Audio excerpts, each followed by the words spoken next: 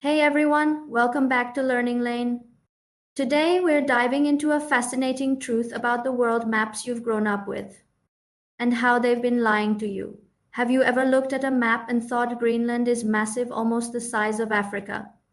Well, buckle up, because what you've been seeing all your life is not the full story. On most maps, Greenland looks almost as big as Africa. But in reality, Africa is 14 times larger. So, how did we get fooled for so long? Let's break it down. Section 1: The problem with maps. First, we need to understand something important. The Earth is a sphere, but maps are flat, and when you try to flatten a sphere, things get distorted just like peeling an orange and trying to press the peel flat on the table. Some parts stretch, some parts shrink. This is exactly what happens with maps. Section 2: The Mercator. Projection: show animation of Mercator projection stretching poles. The most common map we see today is called the Mercator projection. It was created in 1569 by Gerardus Mercator, and guess what? It wasn't made for classrooms or textbooks, it was made for sailors.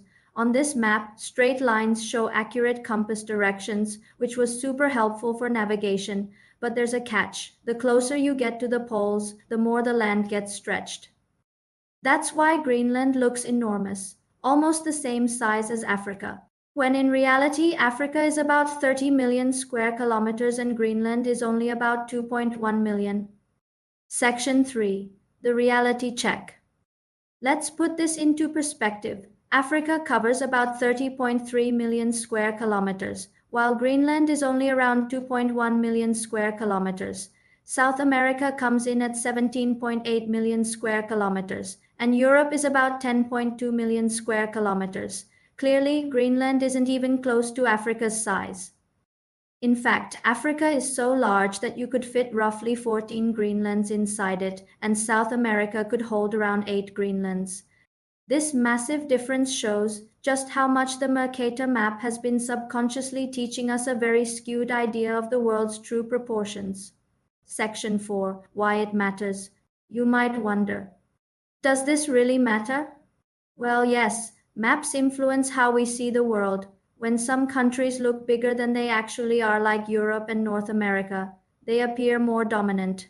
Meanwhile, regions like Africa and South America look smaller and less important, even though they're geographically massive and resource-rich.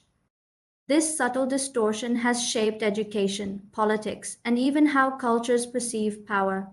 Section 5: Alternatives. The good news is there are other map projections that try to fix these distortions.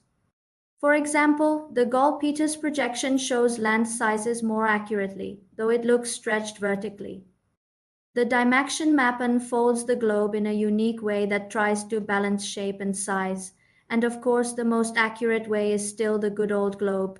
So the next time you look at a map, remember it's not a perfect picture of reality. Greenland is not that big, and Africa deserves way more recognition than it usually gets. Thanks for watching today's episode on Learning Lane. If you learned something new, hit that like button, subscribe, and share this video with a friend who still thinks Greenland is the size of Africa. Until next time, keep exploring and keep learning.